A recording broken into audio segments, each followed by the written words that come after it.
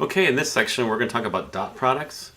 If you have two vectors, A and B, in V3, you can form their dot product by multiplying the components together and adding them up. Notice when you take a dot product of two vectors, you get a number. This is a real number. That's why the dot product is sometimes called the scalar product. When you take two numbers, and I should say when you take two vectors and you form their dot products, you actually get a scalar. It's not going to be a vector, is it? Don't get that mixed up with scalar multiplication. That's kind of confusing. You can multiply a vector times a real number, and you get a vector, right? That's maybe stretched out or shrunk. But we're talking about the dot product now. That's why I don't like to use the term scalar product. Let's just call it the dot product, okay? Another way to compute the dot product is by taking the product of the magnitudes times the cosine of the angle that's between the two vectors. This is not obvious why they're equivalent.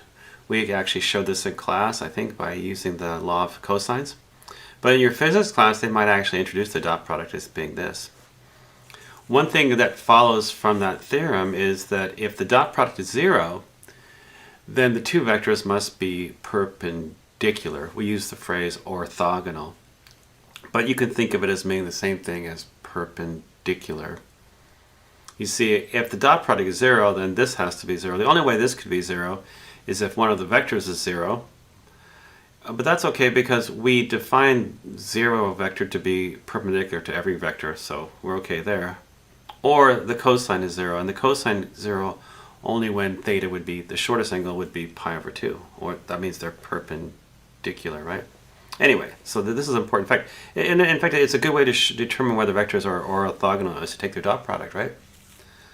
All right, so and another thing it's used for, though, this version here is to find the angle that's between vectors. That's what's really nice about this particular version of the dot product. So if you wanted to find the angle between these two vectors here, you could solve this for cosine theta. Cosine theta would be a dot b over magnitude of a, magnitude of b. That's what we're going to do here. So what you get is you get a dot b divided by the product of the magnitudes. A dot b, isn't that just going to be 2 times 5 plus 6 times negative 4 plus 4 times 8 on the top? And then the magnitude of a, isn't that just the square root of 2 squared plus 6 squared plus 4 squared? I get the square root of 56. And the magnitude of b is the square root of 5 squared plus negative 4 squared plus 8 squared. I get 105. So when you simplify that, I believe you can cancel the 18. You can take a 2 out of the square root of 56, perhaps. And you get 9 over the square root of 1470. So when you take the inverse cosine, you get 76 degrees. So what does that mean? That means that if you were to try to plot these two vectors, this is vector A. Notice vector A is 2 in the x, 6 in the y, and 4 in the z. So think of this as vector A. The terminal point would be right up here at the point 2, 6, 4. Vector B, however, is 5 in the x, negative 4 in the y, so we go to the left, and then 8 in the z. So the terminal point of this would be 5, negative 4, 8. So the angle between the two vectors is this angle theta, okay? And it turns out, it looks like it's about 76 degrees. Looks like it's a little more than 76, actually, like 76.4 maybe. But anyway, it's close. Anyway, another thing that's important here is what's called the directional angles. If you have a vector A, the directional angles, alpha is the angle that's between the vector and the positive x-axis. It's the smallest angle. It's always between 0 and pi. So alpha is the angle between the terminal side of A and the positive x-axis. Beta is the angle between the vector A and the positive y-axis. And gamma would be the angle between vector A and the positive z-axis. Okay, you should look at the properties of dot products in the book. I'm not going to go through them now, but the most important property that comes up a lot is that when you take a vector and you dot it with itself, it turns out it's equal to the magnitude of the vector squared. So that just comes up a lot. It's amazing how much that property comes up. So you should really focus on that one. But getting back to what I was saying before, this idea of these directional angles, alpha, beta, and gamma. This is actually beta right here. You could think of alpha as being the angle between A and I, isn't it? Isn't alpha the angle between A and the positive x-axis? So it's also the angle that's between A and I. So look. So what does that mean? That means the way you can find alpha, if you take the cosine of alpha, isn't it A dotted with I divided by the magnitude of A times the magnitude of I? That's what we did before. When you dot A with I, do you see what happens? A has these three components. I is just 1, 0, 0. So when you dot A with I, you just get the first component, A1. So this is what you get when you dot A with I. So the cosine of alpha is going to be the first component over the magnitude of A.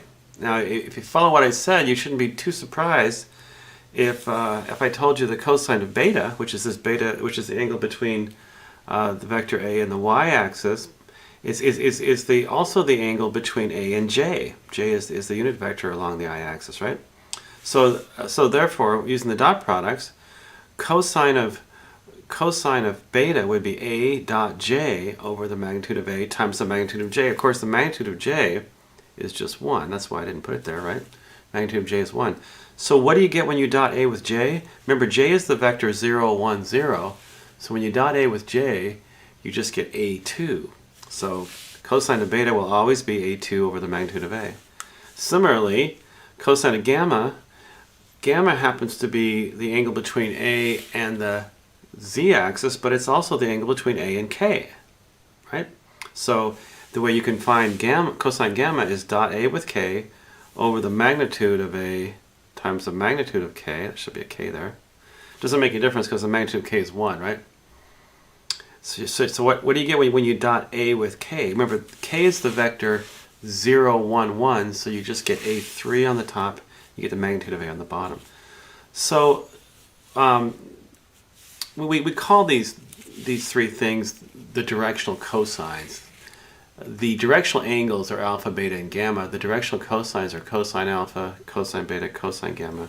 And what we just showed here, if you think about it, the directional cosines of a vector A happen to be the components of the unit vector in the direction of A. Look at what we have here, folks. If you look at the unit vector in the direction of A, don't you take A and divide by its magnitude, right? So this is the first component of the unit vector in the direction of A. This is the second component in the unit vector in the direction of A. This is the third component of the unit vector in the direction of A.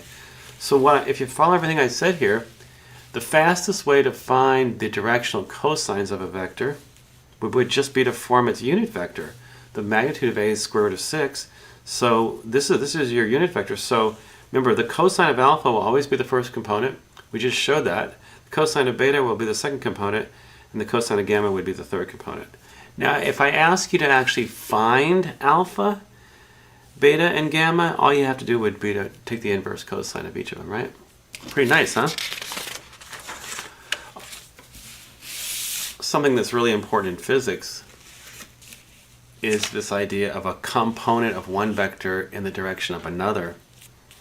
The component of a vector A onto B, or you can say the component of A in the direction of B, is written as component of A onto B.